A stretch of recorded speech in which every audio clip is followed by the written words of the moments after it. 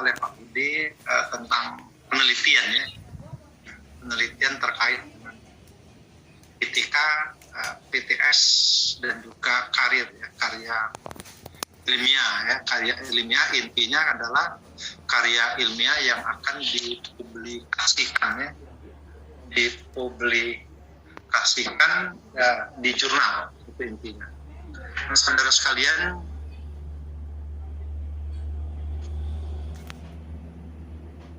saya mengambil percayaan. Nah, saudara sekalian, ini kepala sekolah banyak nggak? Li, yang ikut kepala atau mayoritas kepala sekolah ya?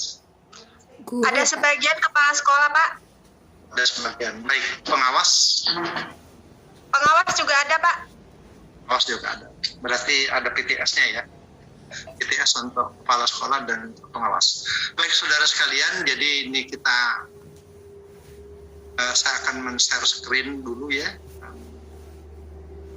daripada mungkin PTK dulu atau PTS dulu, sama sebetulnya kepentingannya.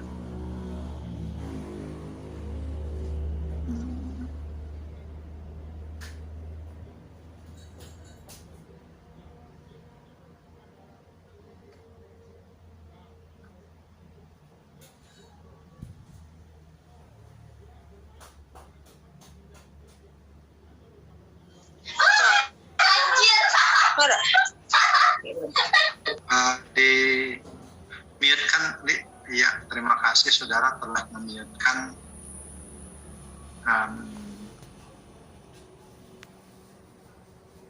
Ya, jadi saya mulai aja dari PTS ya, nggak apa-apa. Sebenarnya mau dari PTK tapi PTS aja dulu. Saudara sekalian, bahwa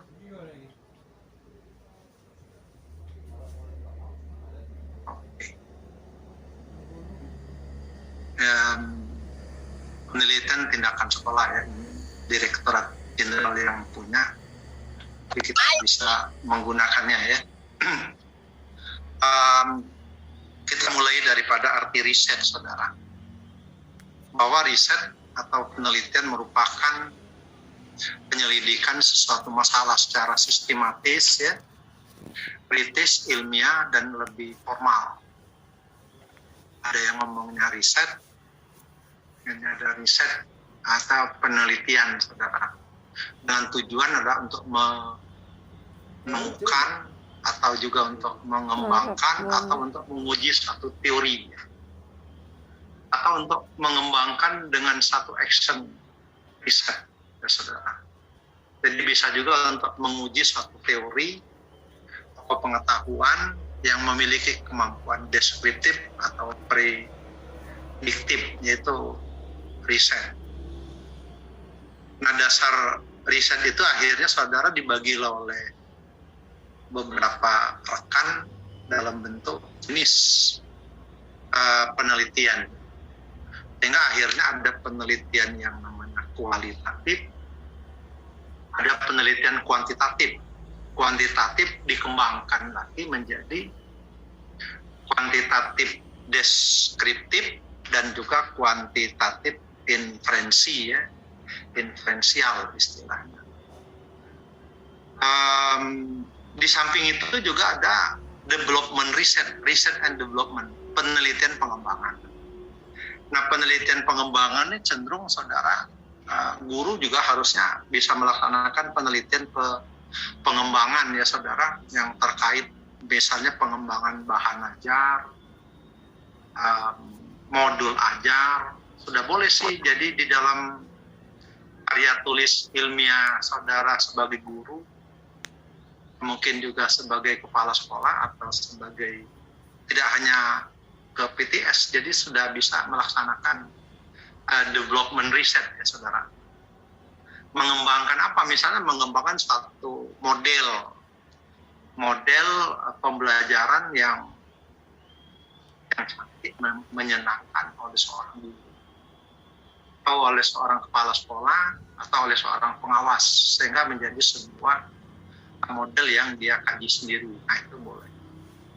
Artinya atau dia mengembangkan sebuah modul. Nah, sekarang kan dengan adanya kurikulum Merdeka, saudara harus mengembangkan sendiri. Namanya modul ajar ya, jadi tidak ada lagi istilah RPP, saudara. Modul ajar, dan itu dikembangkan oleh guru. Itu bisa melalui riset, melalui penelitian mengembangkan pengembangan modul ajar, saudara. Nah, ini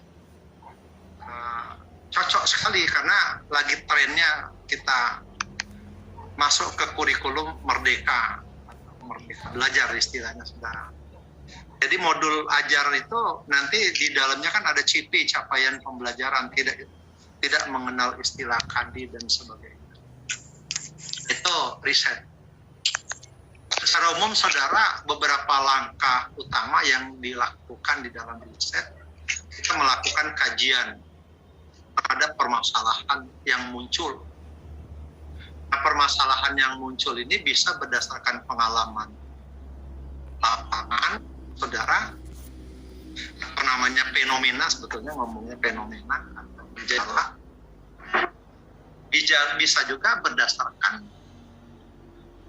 riset orang lain, artinya kajian teori, kajian pustaka. Bisa.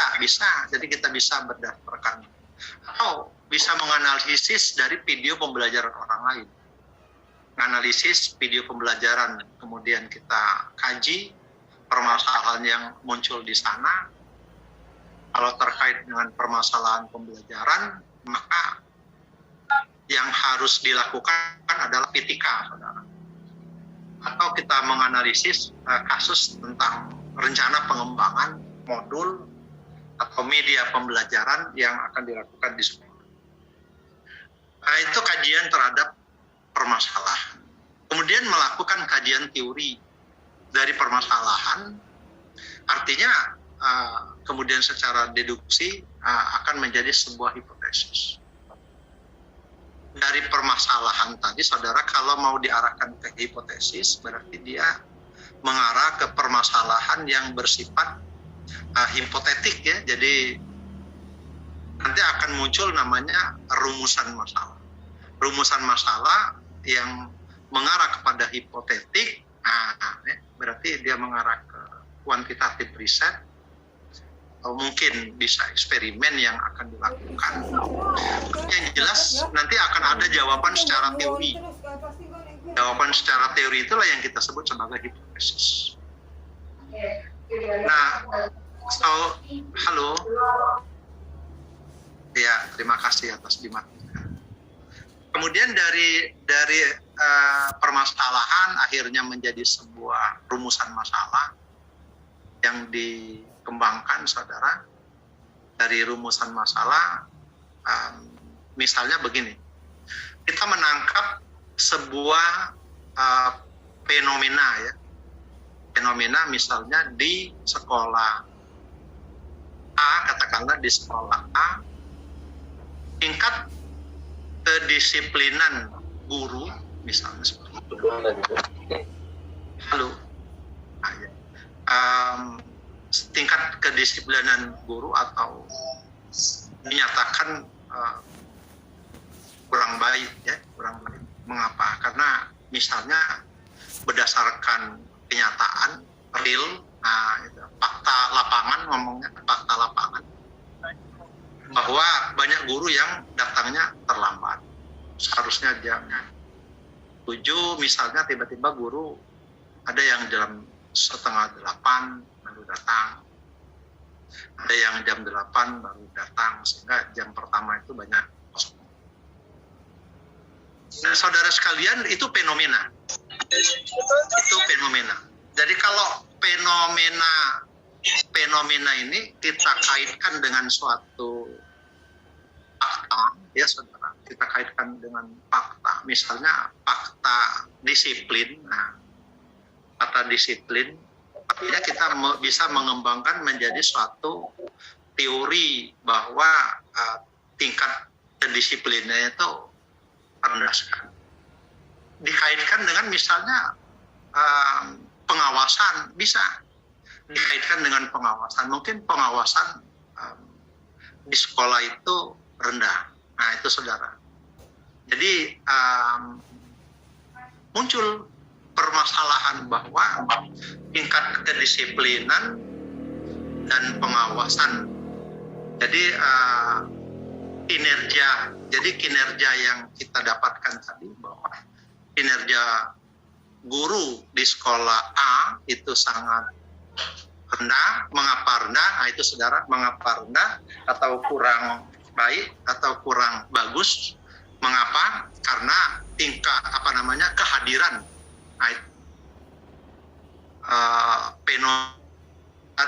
kehadiran guru itu sering terlambat dan sebagainya. Kadang-kadang belum jam 12 sudah keluar duluan.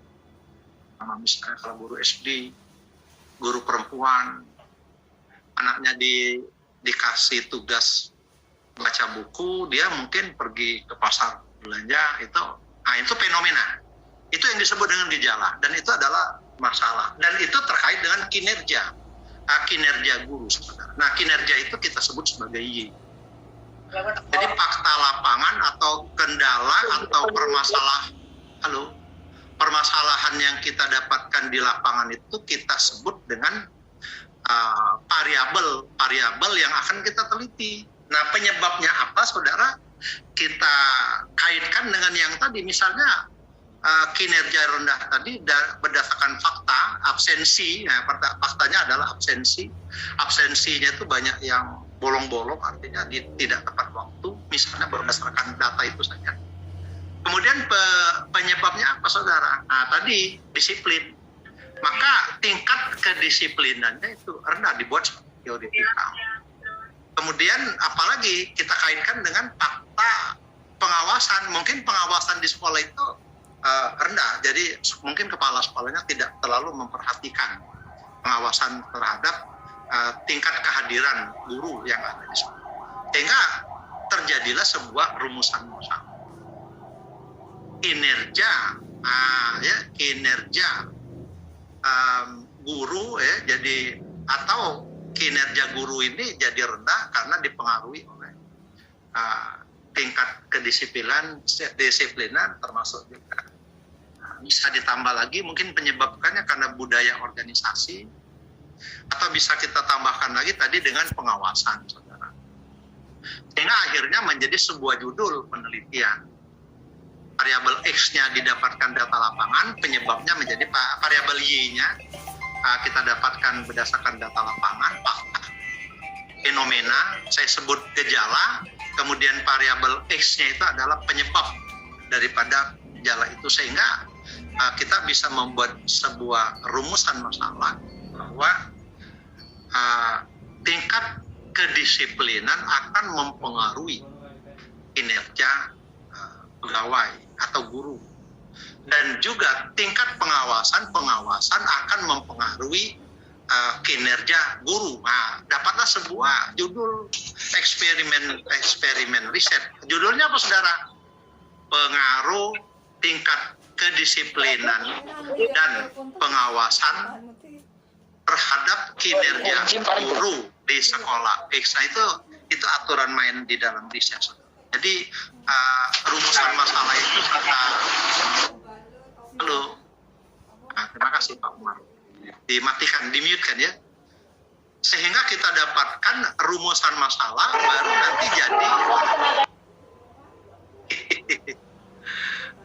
nanti jadi judul ya. Jadi dari rumusan masalah baru nanti menjadi judul. Judulnya apa?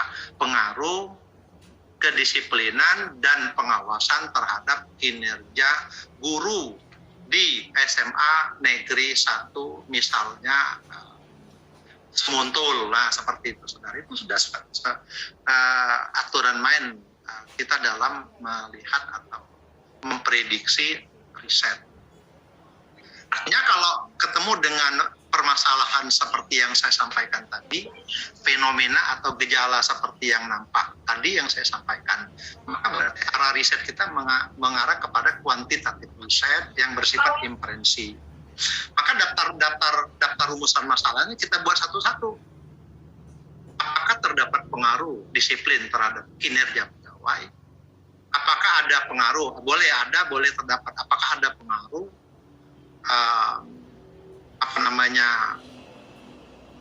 pengawasan terhadap kinerja pegawai? Apakah terdapat pengaruh secara bersama-sama antara disiplin dengan kinerja, disiplin dengan pengawasan terhadap kinerja pegawai? Riset. Maka akan kita gunakan analisis datanya nanti menggunakan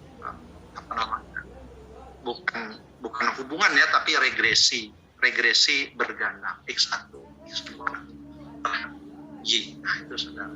Jadi nanti terus jadi dia mengarah ke kuantitatif. Akan tetapi jika permasalahannya begini, permasalahannya misalnya saudara di kelas, permasalahan di kelas yang kita amati, misalnya pada saat kita mengajar, karena siswa kita itu banyak juga yang terlambat, jadi bukan dari gurunya tadi. Misalnya sekarang dari siswanya. Siswa banyak yang datang terlambat, mungkin sekitar 10 orang, masuk jam 7, tapi dia jam 8 baru masuk, dengan ucapan, maaf Pak, terlambat, maaf Pak, terlambat, maaf Pak, jam 8, maaf Pak, pelajaran kimia yang ngajar Pak Effendi Nawawi, misalnya. Dari orang 10 ini kita analisis, saudara, mengapa terlambat? Ada yang 2 diantaranya karena rumahnya jauh dari sekolah. Sekolahnya di Bukit, rumahnya di kilometer 14. Oke. Ada lagi yang memang ternyata rumahnya tinggalnya di Bukit juga, misalnya di Bukit Lama. Sekolahnya di Bukit Besar, mungkin di SMA 10 atau di SMA 1. Ternyata kalau yang ada beberapa dan itu banyak yang tinggal di sekitar sekolah tapi masuknya telat. Nah, maka guru harus melakukan refleksi.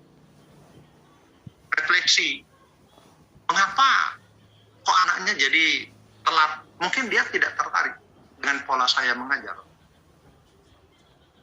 Mungkin tidak tertarik dengan, jadi kita analisis kasusnya. Terlambat, mungkin dia tidak tertarik dengan gaya saya mengajar. Mungkin juga saya mengajarnya monoton, lama saja sehingga tidak aktif, padahal siswanya aktif. Nah ternyata siswa yang datang terlambat itu siswa pintar-pintar, bukan siswa yang buyan-buyan.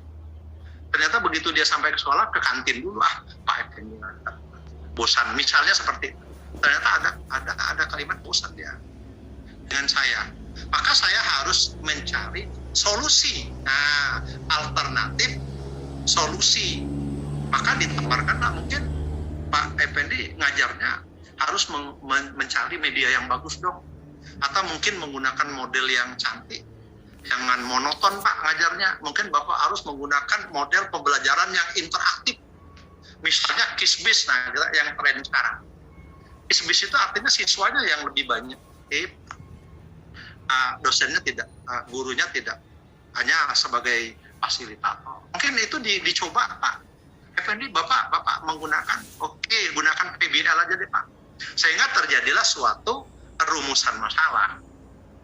Nah siswa-siswa yang ada di kelas yang saya ajar, rata-rata hasil belajarnya tidak terlalu bagus. Kenapa? Tadi bosan. Mungkin dia akhirnya tidak termotivasi untuk mengikuti pelajaran saya. Itu kasus yang tidak bisa kita bawa dengan menggunakan eksperimen. Maka kalau kasus itu yang terjadi, maka solusinya adalah penelitian tindakan kelas. Ketika kalau terjadi di siswa, kalau peristiwa itu terjadi di guru, maka oleh kepala sekolah atau oleh pengawas harus melaksanakan TPS, misalnya seperti itu. Nah, jadi ada masalah yang bisa dipetikakan, ada masalah yang tidak bisa dipetikakan. Artinya melakukan riset yang bukan PTK, kayak tadi eksperimen. Tingkat kehadiran guru misalnya, tingkat kehadiran guru yang rendah tadi itu bisa di PTS-kan, artinya bisa diberikan tindakan yang bagus supaya nanti disiplinnya jadi bagus. Bisa juga dieksperimenkan, nanti menggunakan kuantitatif riset. Itu saudara. Kemudian kalau penelitian itu adalah penelitian pengembangan. Nah, berbeda saudara. Kalau eksperimen riset bisa saja dia kalau eksperimen riset tadi namanya menguji teori. Harus ada teori yang menyatakan bahwa disiplin mempengaruhi kinerja, pengawasan mempengaruhi kinerja. Jadi ada teori kinerja, ada teori kedisiplinan, ada teori pengawasan. Lalu ada riset orang lain yang mengemukakan suatu teori bahwa disiplin mempengaruhi kinerja. Kemudian pengawasan mempengaruhi kinerja pegawai. Kemudian akan dicari apakah disiplin dengan pengawasan tadi ada hubungan, korelasi. Kalau ternyata ada hubungan, maka dilaksanakan dengan uji regresi. Nah itu yang teorinya harus muncul. Jadi makanya dilakukan teoretik terhadap permasalahan bagian 2. Teoretik artinya kalau teori-teori itu ada, maka kita bisa membuat hipotetik bahwa ada disiplin, ada pengawasan akan mempengaruhi kinerja. Maka dalam bentuk flowchart, flowchart mungkin X1, X2, tanda panah ke sebelah kanannya adalah Y. Y adalah kinerja pegawai. X1 adalah disiplin, X2 adalah pengawasan. Kemudian X1 dengan X2 dikasih tanda panah bolak-balik, terdapat hubungan. Maka variabel yang akan kita teliti itu secara parsial, pengaruh secara parsial, pengaruh secara bersama-sama. Mengapa? Karena akan ada pengaruh secara bersama-sama, sama dengan orang mendorong mobil, saudara. Ada mobil mogok, si A dorong sendiri, itu ternyata tidak bisa, tidak ada pengaruh maksudnya. Tapi ternyata si B dorong mobil karena mungkin lebih kuat, sehingga dia jalan. Berarti si B ada pengaruh terhadap jalannya mobil. Itu ada antara si A dengan si B. Maksud saya X1, X2 dan jalannya mobil adalah Y. Tapi kalau si A dengan si B mendorong bersama-sama, mesti jalan, mesti ada pengaruh. Jadi akan ada variabel ketiga yaitu X1 dan X2 mempengaruhi kinerja. Itu seperti itu. Dalam hal ini pegawainya adalah guru ya, karena kita di dunia pendidikan mencari teori yang terkait dengan permasalahan. Nah, tapi kalau permasalahan di pembelajaran seperti yang kedua tadi, siswa, tapi permasalahan siswa itu refleksinya ke guru, saudara, bukan nyala ke siswa. Nah, dari contoh siswa yang saya ambilkan tadi, 2, karena sekolahnya, rumahnya jauh dari sekolah, itu tidak mungkin kita laksanakan ketika. Tapi yang sisanya, yang orang 8, rumahnya dekat tapi terlambat masuk. Artinya mungkin gaya ngajar saya tidak bagus, mungkin dia bosan dengan Pak Effendi. Kenapa bosan? Mungkin saya mengajarnya tidak menggunakan media, maka saya harus mencarikan solusi, namanya solusi alternatif. Maka keluarlah solusi, misalnya udah deh Bapak harus menggunakan suatu model pembelajaran, artinya biar menarik, biar siswanya datang lebih cepat, lebih bagus dan interaktif. Siswa yang pintar-pintar tadi artinya dia mengharapkan itu, maka dibuatlah solusi. Misalnya solusi saya harus menggunakan PBL, problem based learning. Nah, dari sana saudara, dari data yang diperoleh juga hasilnya tidak terlalu cantik, tes hasil belajar, maka saya akan membuat rumusan masalah. Nah, rumusannya masalah adalah bagaimana meningkatkan hasil belajar siswa dengan menerapkan problem based learning atau model PBL, mata pelajaran kimia, kebetulan ngajar di kelas 11 SMA Negeri 1 Semarang. Itu judul. Jadi dari permasalahan akan muncul judul riset. Kemudian kita akan mengumpulkan data. Ini kalau yang menguji hipotetik itu artinya kalau hipotesis ya. Hipotesis itu saudara jawaban secara teori terhadap pertanyaan hipotetik yang ada di rumusan masalah. Jadi kalau tadi pertanyaannya, apakah terdapat pengaruh disiplin terhadap kinerja? Maka kalau ada teori yang mengatakan itu, orang lain dalam jurnalnya, maka kita akan membuat hipotesis. Bunyi hipotesisnya, terdapat pengaruh disiplin terhadap kinerja. Terdapat pengaruh. Halo, Bu Putri. Ya, thank you, dimatikan. Terdapat pengaruh, misalnya seperti itu. Nah itu kalau kita bawakan maka muncul namanya hipotesis. Jadi hipotesis dibuat, ada kerangka teori dulu, landasan kerangka teori, baru nanti ada uji hipotesis menggunakan statistik.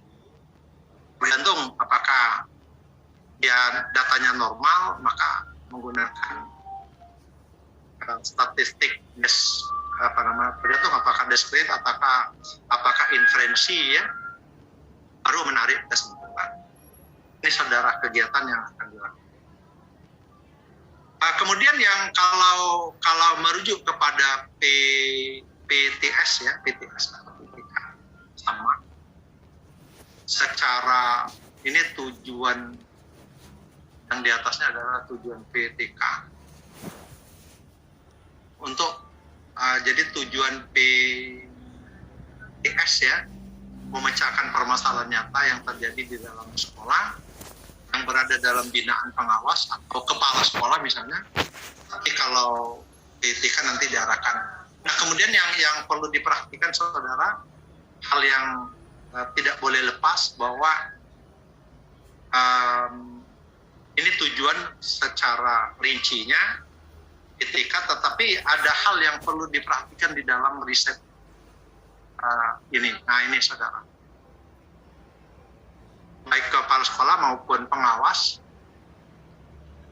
tidak boleh mengganggu proses pembelajaran dan tugas mengajar guru, walaupun kita akan melakukan maupun kegiatan pendidikan yang berjalan di sekolah. Ini yang harus kita camkan benar, tidak mengganggu proses pembelajaran di kelas. Jangan terlalu banyak menyita waktu dalam pengambilan data. Masalah yang dikaji harus merupakan masalah yang benar-benar ada dan dihadapi oleh pengawas atau kepala sekolah dalam PTS. Kalau guru yang dihadapi oleh guru. Dengan jangan lupa kita ada etika, ya, kita minta izin dan sebagainya. Kemudian di dalam PTS ada 4, ya saudara, kegiatan yang akan dilaksanakan dalam penelitian tindakan sekolah. Ada namanya, ada dari permasalahan tadi, maka akan ada perencanaan, pelaksanaan tindakan, lalu ada pengamatan sekaligus pengumpulan data, refleksi dari data yang terkumpul ini, baru nanti permasalahan baru misalnya akan dilaksanakan ke siklus kedua, perencanaan tindakan, pelaksanaan tindakan, pengumpulan dan refleksi. Ini saya kira saudara sudah paham. Refleksi 2, kemudian bila ada permasalahan diteruskan ke tingkat berikutnya.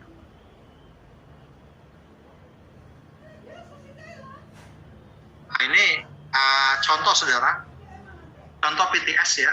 Jadi contoh PTS yang dibuat oleh rekan di Purba SMK Teknik Industri Purwakarta, saudara. Judulnya sudah dijelaskan bahwa meningkatkan kemampuan guru dalam membuat PowerPoint sebagai media pembelajaran melalui in-house training, ya. IHT, in-house training, jadi ada ngundang orang, narasumber dari luar untuk memberikan perhatian tentang pemanfaatan PowerPoint sebagai media. Ya, maka jadi kita tekniknya antinya nanti guru-guru yang di bawah binaan atau kepala sekolah, kalau dia kepala sekolah, kalau pengawas yang ada di sekolah binaan dia dikumpulkan, maka akan ada kegiatan in-house training, INHT, yang ini tidak terlalu mahal biayanya, hanya mengundang orang luar ahli untuk menyampaikan materi sebagai narasumber, kemudian kita latih di dalam INHT. Saudara perhatikan bahwa di dalam latar belakang dia akan mengidentifikasi mulai dari daya serap siswanya itu rendah.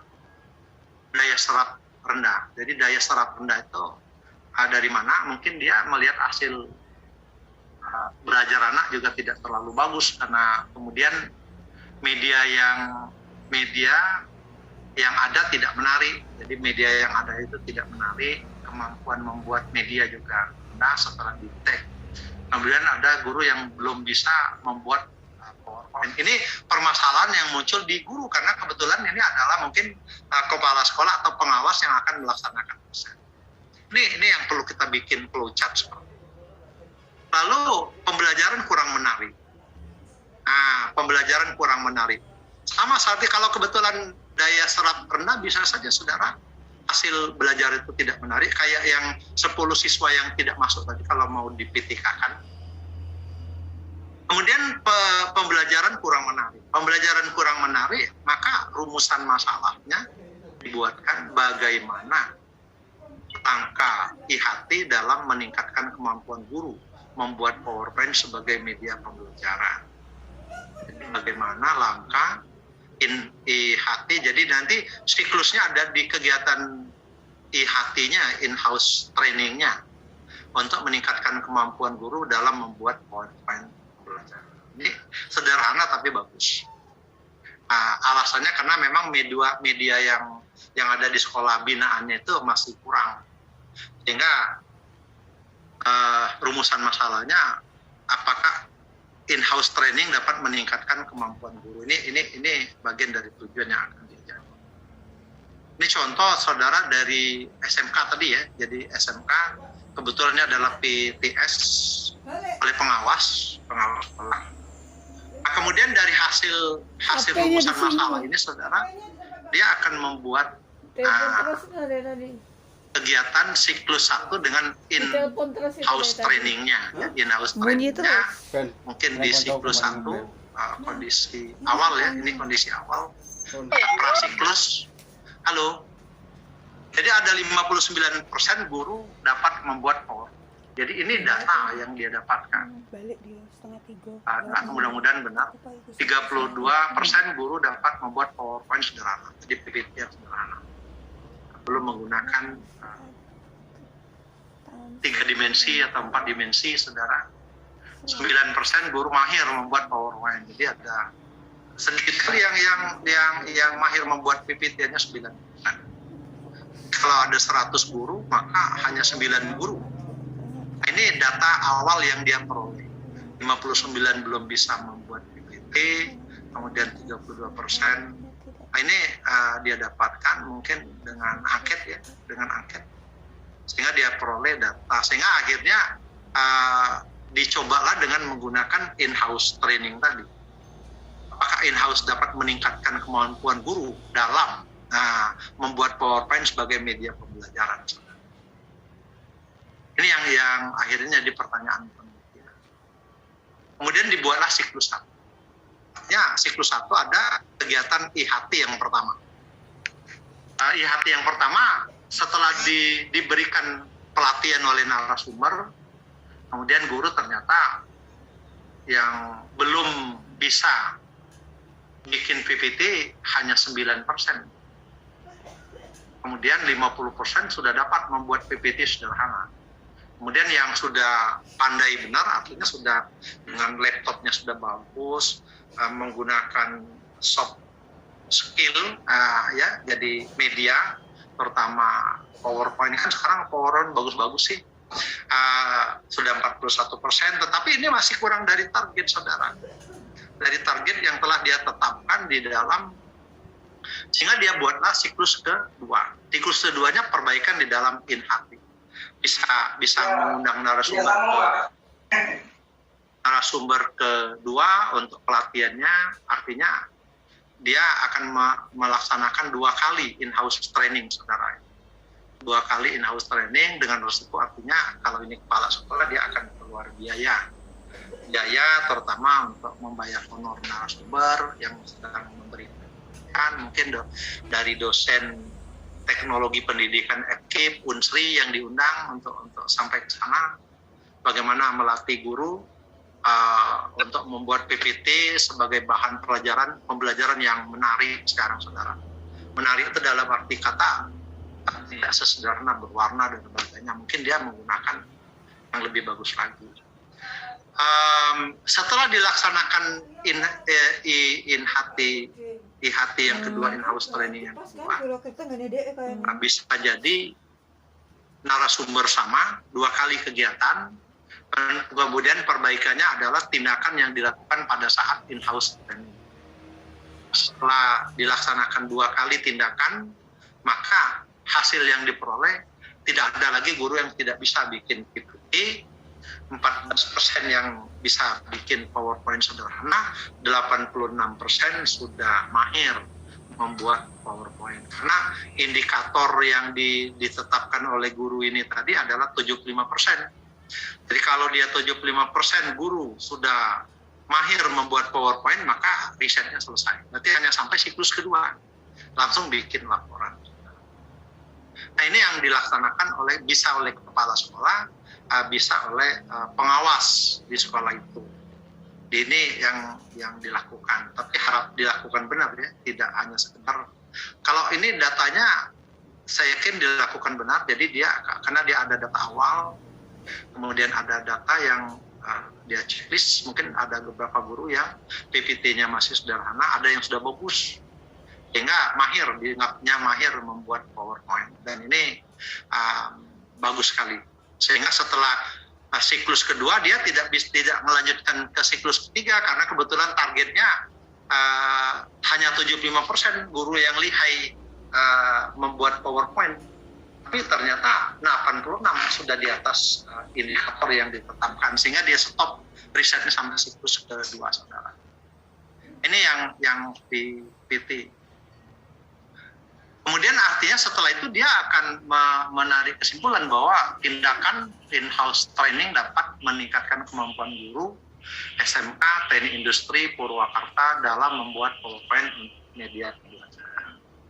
Ini tinggal dia bikin laporan, tinggal dia buatkan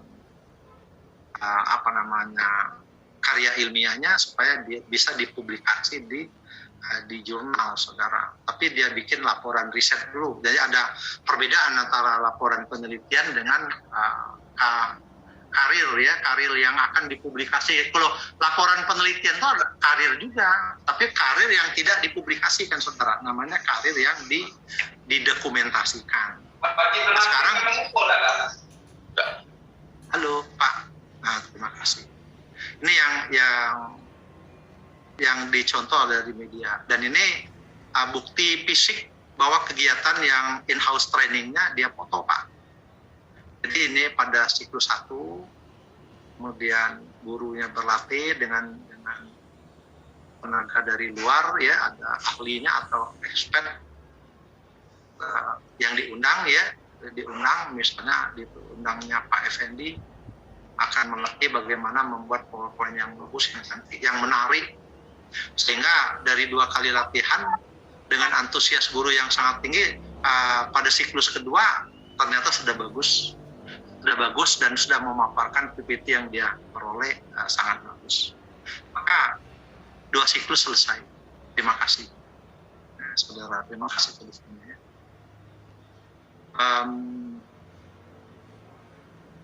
Ini yang PTS-nya. Jadi PTS yang dilakukan oleh kepala sekolah. Kita akan masuk lagi nanti tanya jawabnya boleh. Saya minta satu lagi. Nanti setelah itu baru kita akan melaksanakan kegiatan tanya jawab. Ya, Bapak Ibu, mudah-mudahan tidak terlalu ini. Setelah saya menyampaikan PPT kedua ini, baru nanti kita akan melaksanakan kegiatan yang namanya tanya jawab. Jadi biarkan mayoritas, ada juga guru tuh banyak, sehingga gurunya jadi enak, tidak hanya PTS tetapi PTK. Ini saudara PTK, penelitian tindakan kelas. Kalau yang pertama tadi di dalam PTS saya ambil awal general riset, ya. Jadi ada penelitian yang bukan PTK, eksperimen maupun kualitatif dan kuantitatif dan serta pengembangan. Kalau di PTK ini saudara, ini yang perlu kita ketahui bahwa awalnya diadvokasi oleh filosof John Dewey 1910, udah lama sekali ya. Pendekatan ilmiah terdahulu tidak mampu menyelesaikan masalah menjadi sebuah inquiry, ya, inquiry sosial. Itu yang dulu. Muncul suatu kebutuhan yang lebih memfokuskan pada masalah praktek, bukan pada masalah teori. Pada masalah praktek itu. Di Amerika Serikat muncul keinginan untuk mewujudkan kolaborasi, demikian juga untuk mengembangkan profesionalisme pendidik dan tenaga kependidikan. Gideon Shedd 1983 mengusulkan restorasi sehingga penelitian merupakan investigasi terkendali. Nah, ini yang akhirnya menjadi action research, investigasi terkendali terhadap berbagai faset pendidikan dan pembelajaran dengan cara reflektif. Nah, ini sudah mengarah kepada etika. Kalau yang John Dewey-nya masih belum. Kemudian Kurt Lewin memahami hubungan antara teori dan praktek sebagai aplikasi dari hasil penelitian. Akhirnya menurut Lewin bahwa kekuatan terletak pada masalah sosial spesifik. Akhirnya ini pakar PTK-nya menegaskan bahwa teori dan action makes the block together from application of the scientific approach. Jadi dia menggabungkan teori, akhirnya muncullah teori namanya PTK. Lebih dikenal ada kemis ya, pakarnya saudara. Ini yang Sanford dan kemis, jadi dia bersama-sama. Sebetulnya ini Sanford 70. Mungkin isi teorinya hampir mirip, kemis 93. Penelitian tindakan sebagai sebuah proses investigasi terkendali. Sebetulnya ini saudara. Jadi investigasi terkendali yang berdaur ulang dan bersifat reflektif mandiri yang memiliki tujuan untuk melakukan perbaikan-perbaikan terhadap sistem, cara kerja, proses, isi, kompetensi, ataupun situasi di dalam pembelajaran. Ini konsep dasarnya dari Kemis dan Sanford. Jadi isinya setelah di-Indonesiakan mungkin diterjemahkan menjadi lebih sederhana. Dikatakan penelitian tindakan sebagai proses investigasi terkendali yang berdaur ulang, yang bersifat reflektif mandiri dan memiliki tujuan untuk melakukan perbaikan. Jadi tujuannya untuk melakukan perbaikan terhadap sistem, cara kerja, proses, isi, kompetensi, ataupun situasi. Nah, tujuannya adalah tujuan PTK, mirip dengan tujuan PTS, memperbaiki dan meningkatkan kualitas isi, masukan, proses dan hasil pembelajaran. Jadi meningkatkan kualitas isi, masukan, proses dan hasil pembelajaran. Menumbuh kembangkan budaya peneliti para pendidik agar lebih proaktif mencari solusi terhadap permasalahan pembelajaran. Jadi menumbuh kembangkan budaya peneliti para pendidik agar lebih proaktif dalam mencari solusi terhadap permasalahan pembelajaran. Jadi diharapkan solusi yang diberikan untuk tindakan yang diberikan tapi dari guru yang lebih meningkat.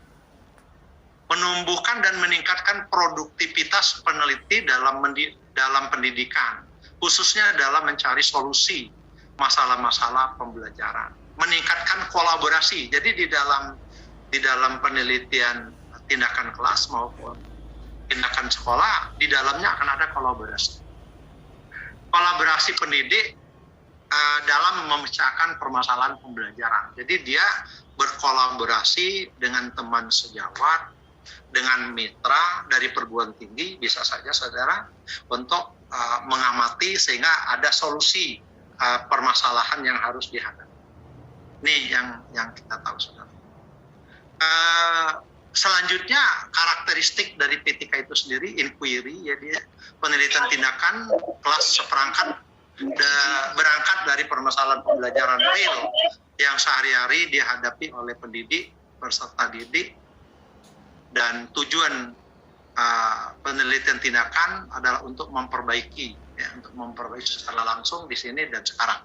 Kemudian bersifat reflektif, artinya dia akan mengaca terhadap diri berdasarkan hasil pengamatan bersama. Dan yang ketiga tadi bersifat kolaboratif, jadi ada kolaboratif yang dilakukan baik dengan teman sejawat maupun dengan mitra, ya. Mitra bisa dari guru dari sekolah lain atau mungkin dosen dengan guru, juga kolaboratif dengan siswanya, saudara.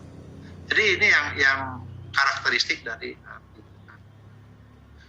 kemudian prinsip dasar berkelanjutan. Karena itu nanti akan ada siklus, ya saudara. PTK adalah upaya yang berkelanjutan secara siklustis, ya, adalah secara siklus. Integral, jadi terintegrasi, merupakan bagian integral dari pembelajaran. Ilmiah, diagnosis masalah bersandar pada kenyataan kejadian nyata. Motivasi untuk memperbaiki kualitas, pertama proses pembelajaran. Lingkup tidak dibatasi pada masalah pembelajaran, bisa di dalam atau di luar pembelajaran. Jadi PTK meningkatkan kemampuan guru. Nah, ini meningkatkan kemampuan. Jadi saudara, PTK itu sebetulnya kalau kepala sekolah tidak terlalu banyak duit, nah, untuk meningkatkan kemampuan guru, kinerja guru, profesional guru, itu laksanakan PTK. Jadi PTK itu meningkatkan kemampuan guru, biayanya rendah. Daripada kita melaksanakan in-house training, kan biayanya lumayan. Kalau biayanya banyak, ya gurunya disekolahkan lagi. Kalau biayanya sedikit, nah itu PTK. Jadi memang PTK itu targetnya untuk meningkatkan kemampuan guru atau kinerja guru di dalam pelaksanaan PTK. Masalah dalam pembelajaran bukan hasil belajar siswa, pembelajaran yang inovasi dan berkualitas. Asumsi pembelajaran berdampak pada hasil belajar, betul. Dan ini yang disebut terus-menerus, saudara sekalian. Saya kira ini adalah pengutahirannya. Dan alur PTK-nya seperti tadi, bersiklus, ada perencanaan dan sebagainya, ada identifikasi masalah, kajian teori, hipotesis, perencanaan. Nah, ini hipotesisnya adalah hipotesis tindakan, saudara. Hipotesis di dalam PTK boleh namanya hipotesis tindakan. Kalau akan menyusun hipotesis tindakan, maka rumusan masalahnya harus saudara kembangkan menjadi rumusan masalah yang bersifat hipotetik. Nah, misalnya tadi akan menggunakan PBL yang seperti yang saya contohkan tadi. Maka rumusan masalah saudara akan membuat apakah PBL, model pembelajaran problem based learning, dapat meningkatkan hasil belajar siswa. Cari teori yang menyatakan PBL dapat meningkatkan hasil belajar. Setelah dapat teori, di bab 2 kita sampaikan, maka kita buat namanya hipotesis tindakan. Bunyinya apa? Problem based learning dapat meningkatkan hasil belajar. Itu namanya hipotesis tindakan. Jadi tindakan PBL dapat meningkatkan hasil belajar. Ini perencanaan kegiatan PTK-nya, analisis, indikator.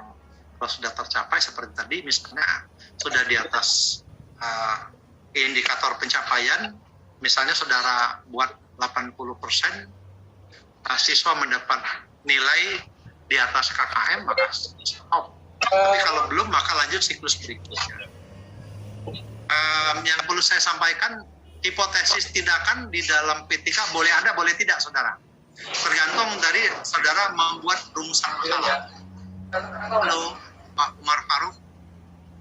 Ya, terima kasih Pak Umar Faruk. Di-mute-kan. Saudara sekalian, bahwa kalau tidak mau menambahkan hipotesis tindakan di dalam maka rumusan masalahnya kita balik. Rumusan masalahnya kita buat dari bawah ke atas, jadi targetnya ada di depan. Tolong mute-kan Pak Umar Faruk. Ya, thank you.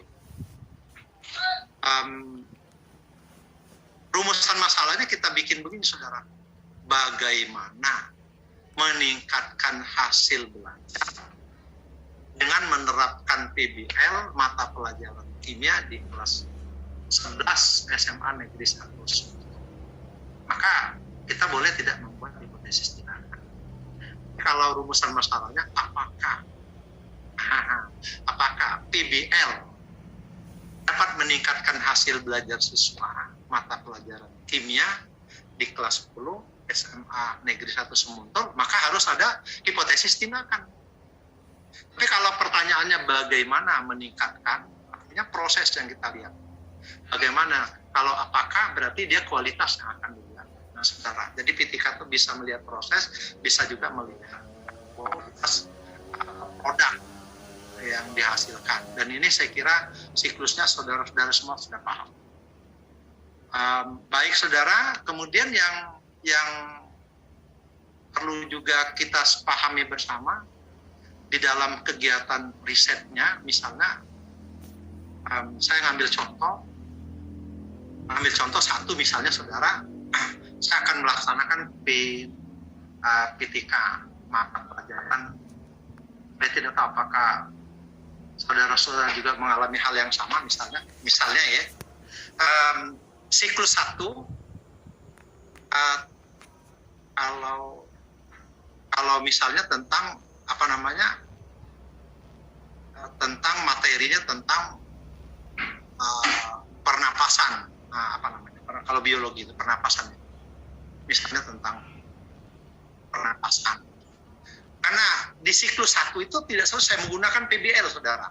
Menggunakan PBL tidak tuntas, artinya ke tingkat ketuntasan jauh di bawah harapan, maka dia laksanakan ke siklus kedua. Siklus kedua juga dia, karena tadi tidak tuntas, maka siklus keduanya paru-paru diulang lagi gitu. Bukan pernapasan tadi ya, tema pernapasannya diulang lagi di siklus kedua. Karena apa? Karena belum tuntas di siklus kedua. Nah tiba-tiba di siklus kedua juga belum tuntas ternyata, masih sedikit di bawah ketuntasan, karena kebetulan dia menargetkan 85%, nilainya sama atau lebih besar dari KKM baru tuntas, KKM-nya gede 75 misalnya, jadi sehingga akhirnya dia melaksanakan siklus ketiga, pernapasan dibawa ke siklus ketiga. Yang saya tanya, apakah riset PTK yang selama ini dikerjakan saudara cara lain? Boleh dibuka, misalnya saya Mbak Nur Hasanah Hayati, Bu Siti Robiah kebetulan sudah buka, boleh